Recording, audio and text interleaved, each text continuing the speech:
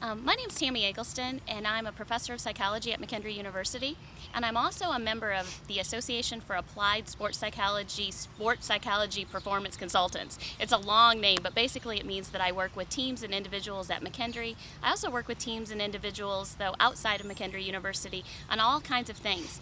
And now recently, sports psychology has gotten a lot broader than just working with athletes.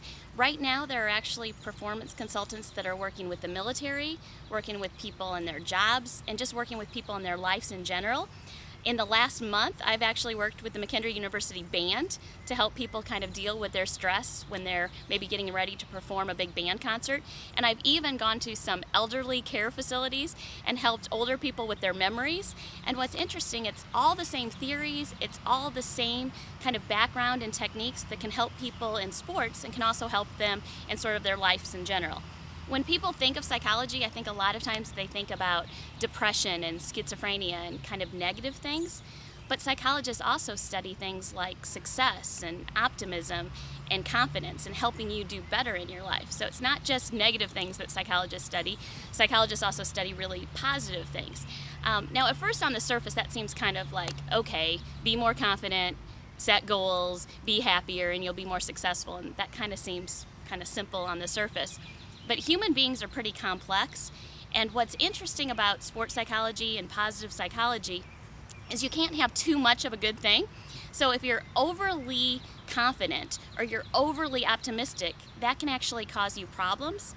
So for example, an athlete who is so successful that they think that they can never make a mistake, they may not practice hard enough, so then when they get ready to actually perform, they may actually start to make more mistakes. Or a business person who's so optimistic and so confident might actually not make any contingency plans, so then when something bad happens in their business, they're not actually ready for it because they're so optimistic that they never thought anything bad could happen to them.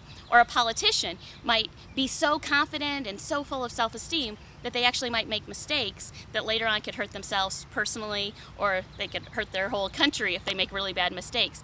So it's interesting in sports psychology, positive psychology, that these traits like self-esteem, confidence, optimism, that sound so great, you actually don't want too much of, but you also don't want too little of. And I think that's what makes sports psychology and positive psychology so interesting, is that complexity of having enough to be confident, but not having so much that you're overly confident and then you don't prepare very well. One little thing that I think is fun to do when I talk to people about what is sports psychology and how can it help you in your sport, how can it help you in business, how can it help you in life, I have one really simple little thing that I like to share with people. I want you to kind of imagine a circle and then another circle. And think of anything in your life right now, business related, maybe you want to quit smoking, maybe you want to be a better golfer. And in the inside circle, think of all of the things that you can control. Think of the things that you're totally in control of, like your breathing, your preparation, your attitude. Those are all the things that you're totally in control of. And then in the outside circle, think of all of the things that may be influencing your business, your sport, your life, but you don't really have control of. So that might be things like the weather.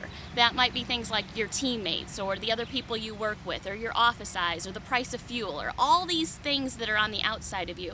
And what sports psychologists and performance consultants say is you should spend all of your time on this inner circle, really focusing on the things that you can control and not wasting your precious mental energy on all of those outside things. And that can make you a better golfer, that can help you quit smoking, that can make you better in your business world, better in your personal life.